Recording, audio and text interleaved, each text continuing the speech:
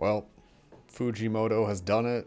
He's taken the anime board on 4chan by storm, and he has released his one-shot Goodbye Eri. And what's it about? Well, it's about confusing you in terms of what's actually going on. Basically, there's a male character. He starts off and he is recording his mom's final days, wrestling with an illness at the behest of his mother. And then on the final day, he doesn't go to see her.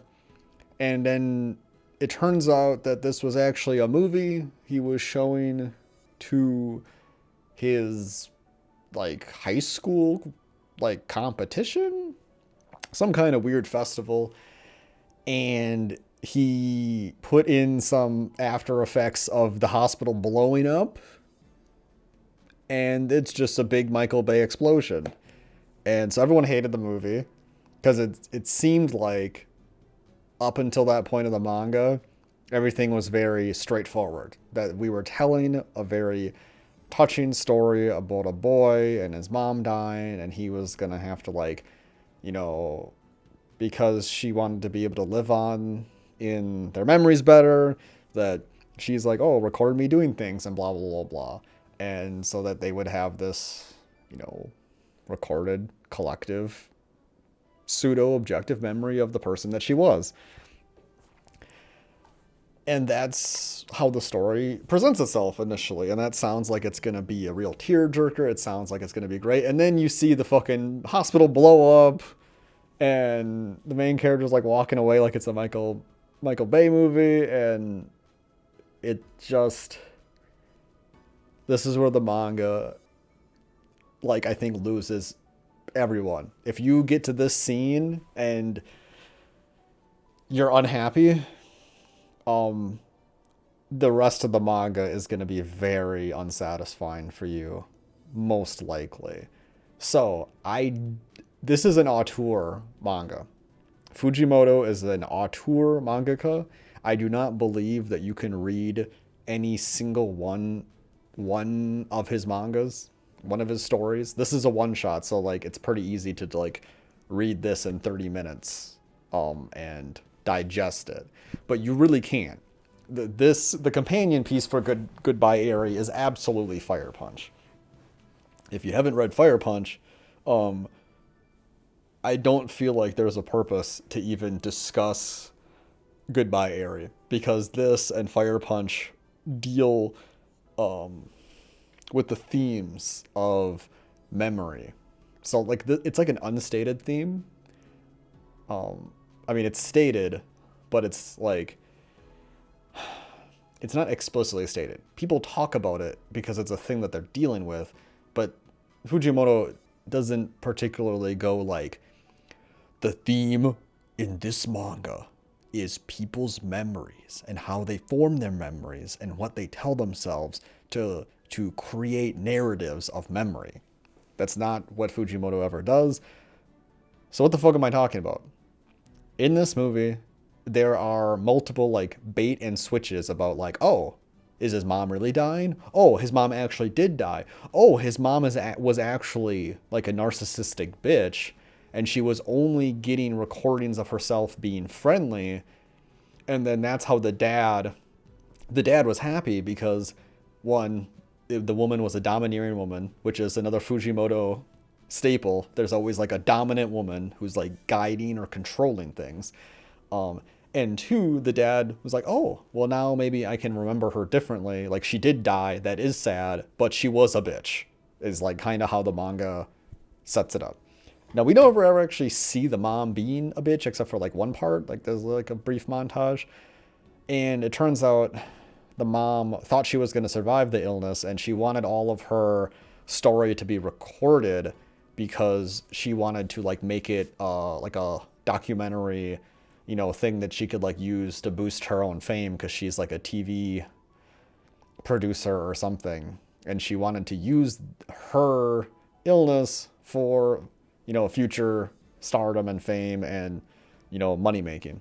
But she forgot the part where you have to live in order to like have the fame be anything. So that doesn't go anywhere because what ends up being made is this shitty movie by her son that, he didn't even want to make it because like they buy stuff for him to make it, and he's just like kind of forced to be like, hey, record me dying, which is like fucking brutal, right? So you're dealing with a very sincere topic that's very, if you have parents that die when you were young, this is probably don't read the manga. It's really hard probably.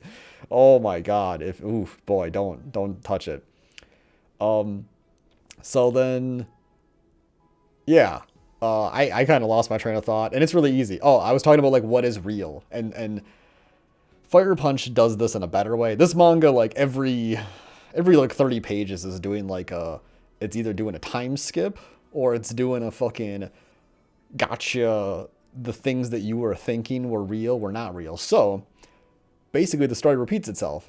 Main character is about to go kill himself because everyone hated his movie, and he's just like, he doesn't have anything really like going for him, so he's gonna go kill himself.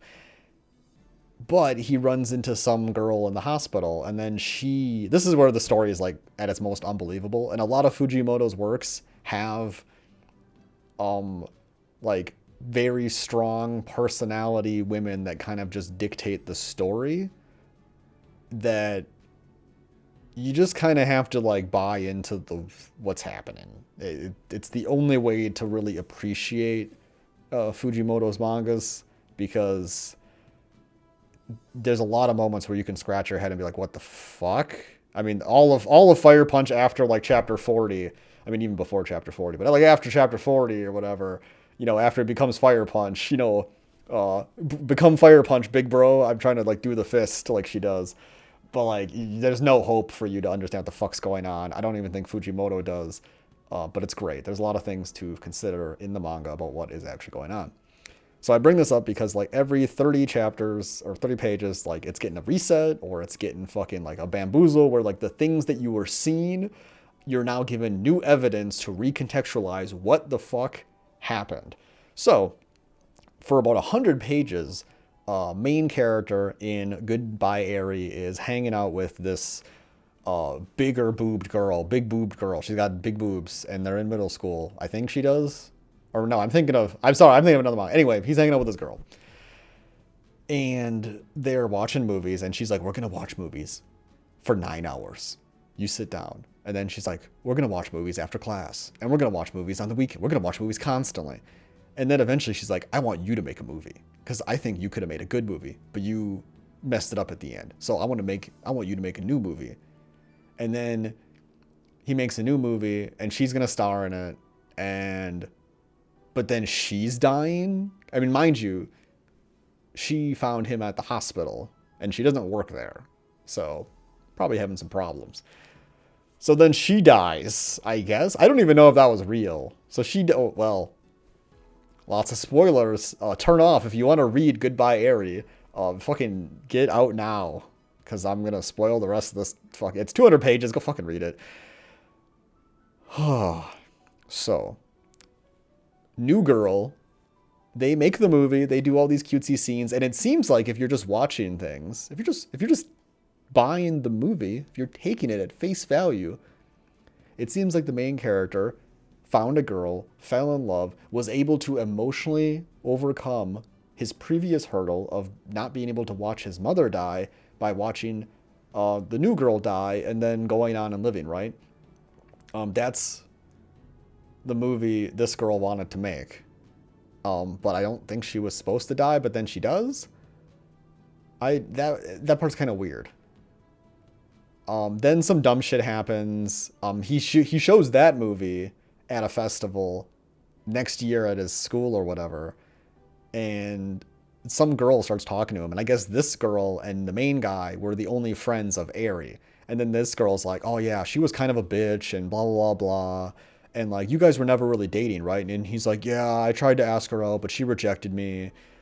And which is just weird, because like it's very weird, because like they have all these scenes of them like, having so much fun together, and it seems like they're really a couple, and especially based on like the filming, it seems like that. But like, what you can present to the world can be so misleading relative to like what's actually going on behind the scenes. And that's a staple in like all of Fujimoto's stuff. Like Chainsaw Man does this, but doesn't bring in like cinematography or filming. It does it more with like well, control, let's just say. That's a subtle spoiler for you anime only fans when you're watching Chainsaw Man in the future and you're like, "Oh my god."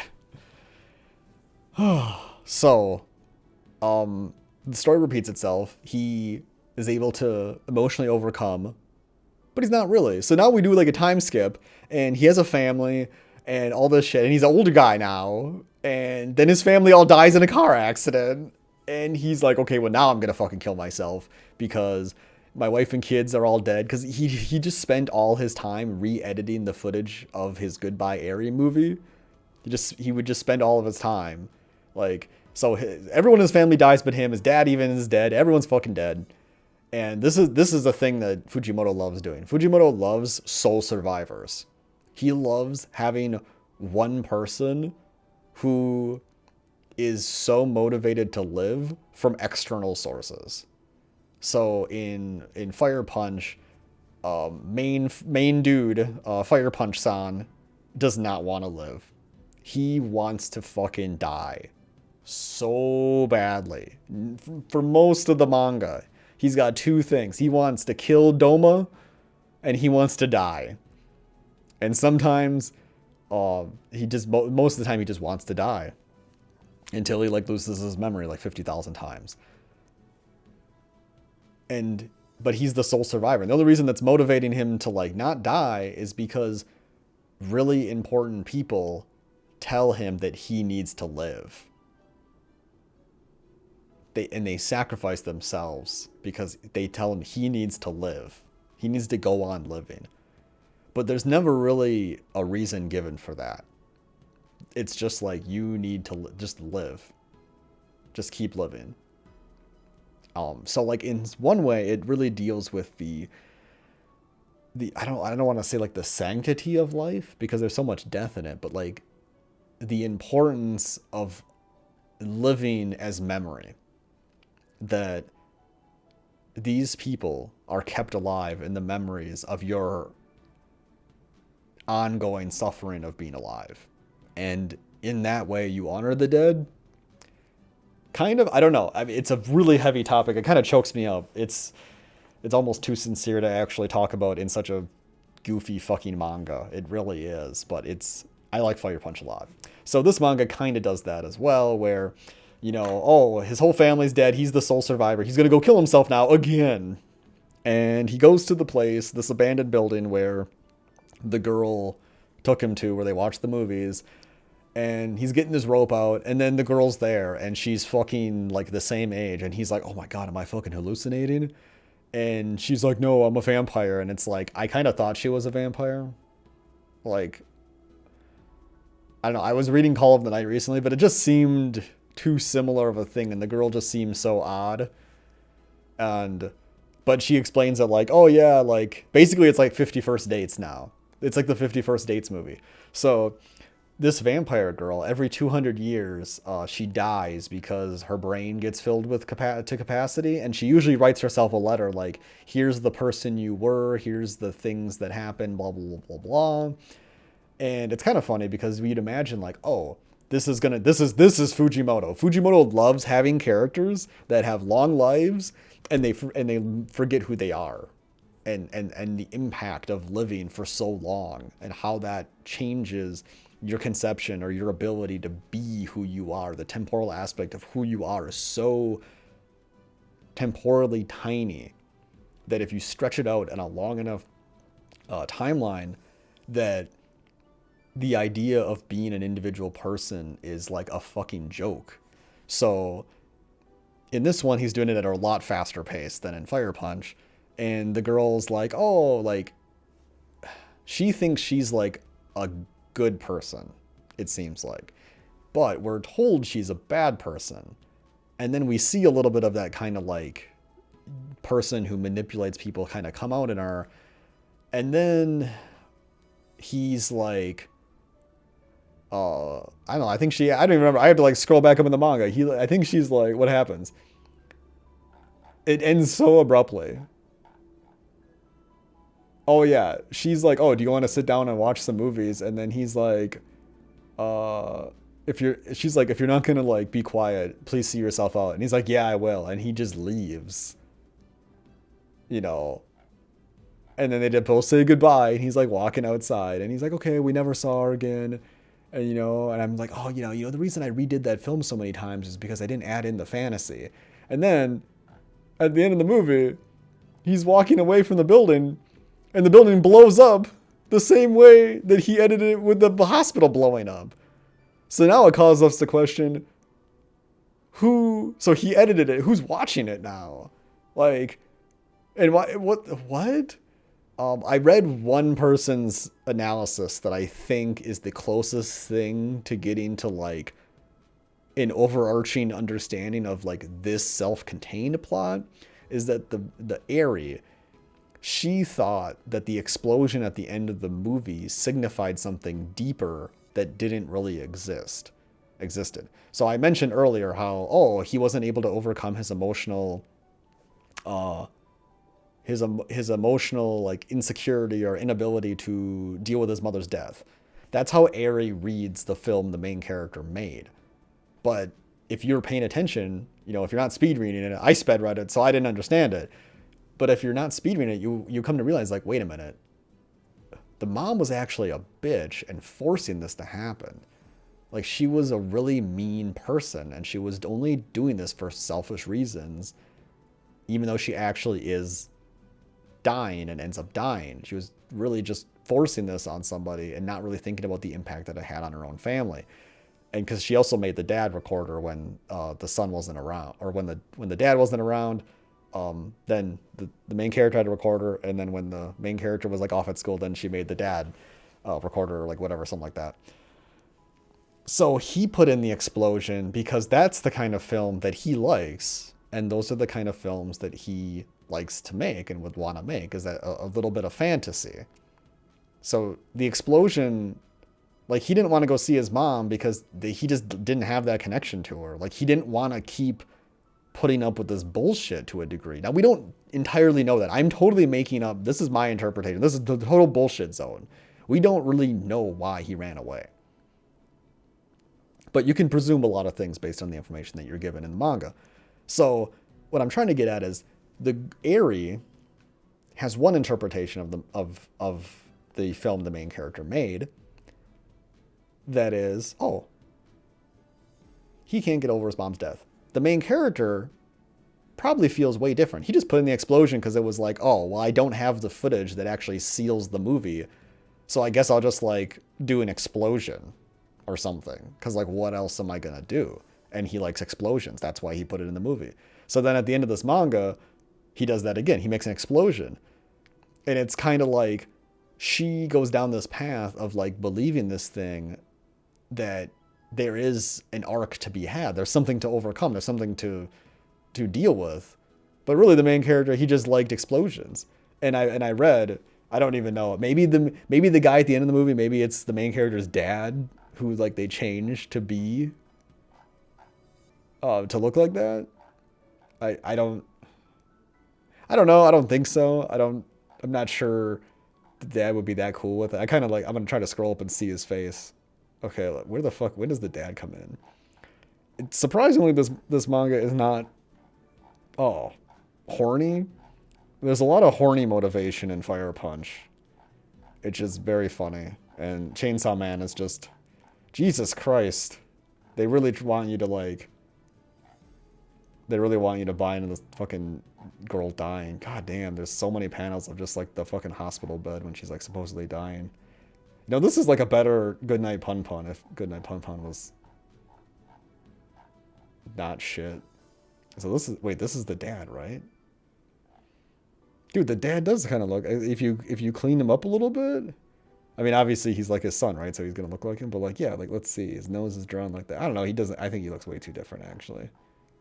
Yeah, no, they don't look anything alike. There's no way the guy at the end of the movie is his dad. So I'm not really sure what the ultimate analysis of the manga is. Like, it feels like Fujimoto does this thing where he wants people, like, he likes movies, but it seems like he wants people to not take them very seriously. Because one of the big, if Fujimoto is making a statement with Fire Punch, it has to be this: that you should not base your reality, your beliefs, your passions on media.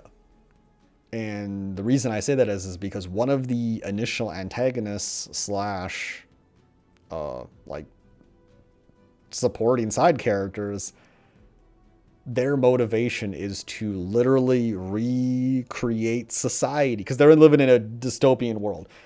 Her motivation, his motivation, there's too many spoilers in what I'm saying here, so just don't be mad at me. You can't be mad.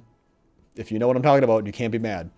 Her motivation is to recreate society, to have it be functional enough to recreate a new series of Star Wars films. And, like, that's it.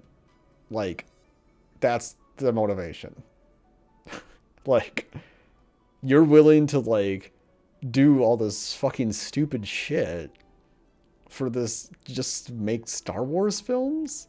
It feels like Fujimoto is making fun of fans of things. Like, you shouldn't be a fan because this is how goofy you look. Like in the dystopian future, there's going to be people who only want to make society better for the purpose of making more Star Wars movies.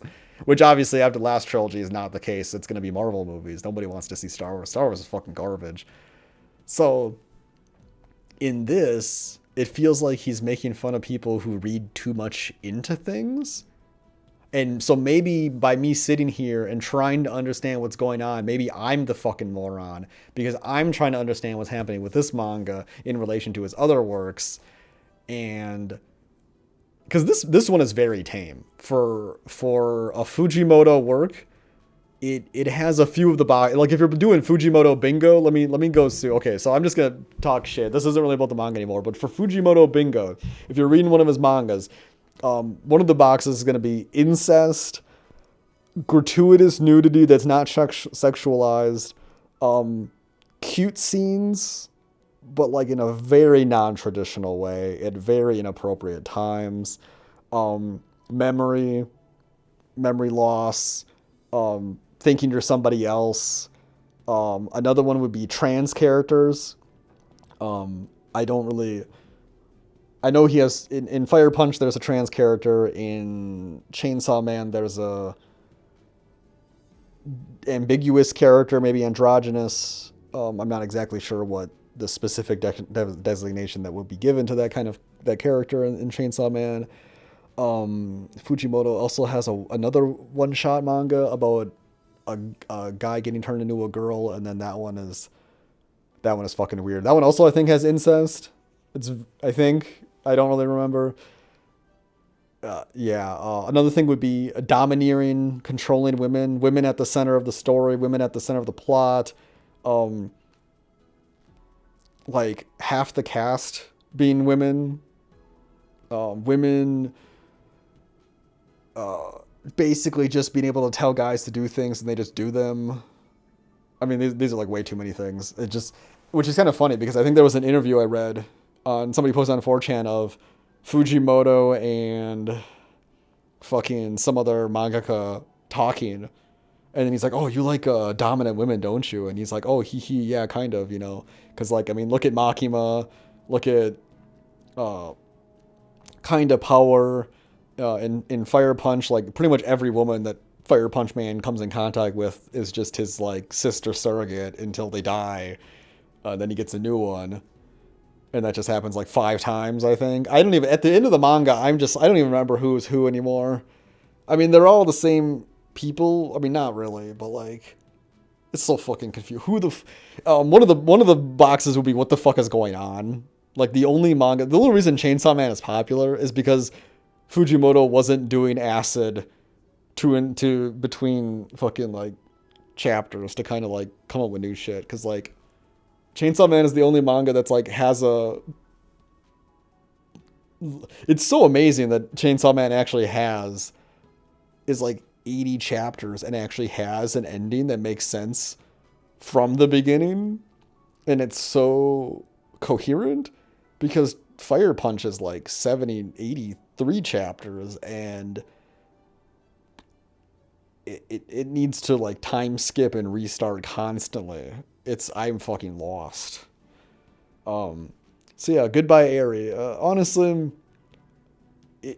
if you want, if you're like somebody who laughs at at how serious other people take art, and you also laugh at emotional movies, emotional stories, then this is a 10 out of 10 for you. If you're somebody who wants to take art seriously, but at the same time wants to meme on things and just be a goober, I don't know.